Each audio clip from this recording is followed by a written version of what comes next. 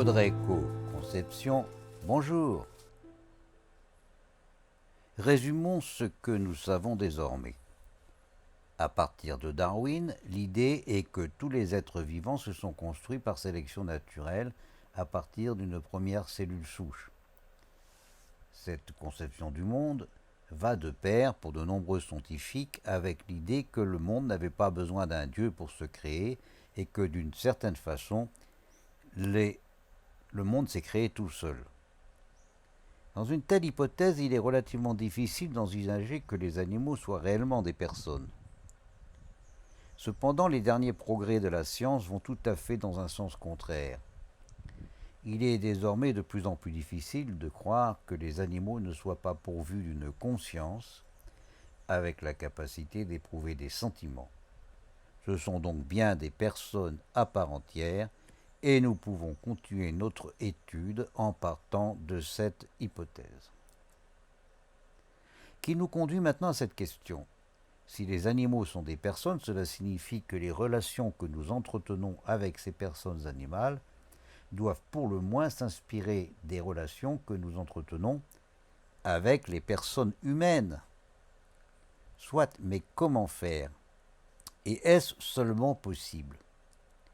Là, je lis déjà sur vos lèvres un mot bien difficile. Droit.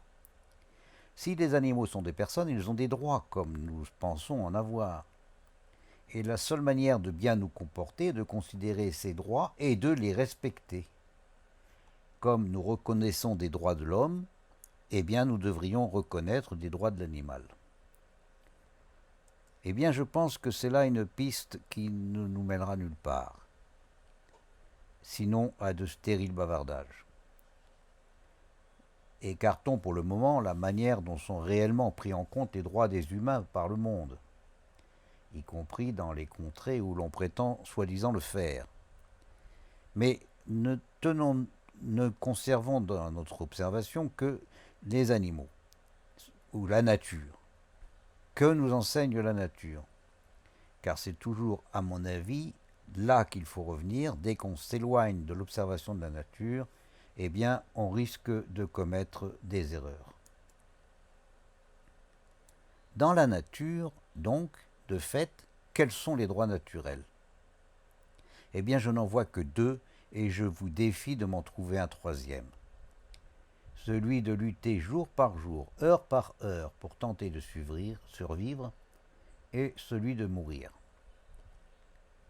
C'est vrai, tous les êtres vivants, tous les êtres animés, ont le droit de se battre pour survivre. Ou d'une façon ou d'une autre, ils peuvent aussi choisir de mettre fin à cette lutte, ou tout au moins d'accepter de mourir lorsqu'ils sont à bout, ou lorsqu'ils sont trop fatigués ou trop blessés. Mais en dehors de ces deux évidences, quel droit? Quel droit? Rien, les choses sont claires, il n'existe tout simplement pas de droit naturel.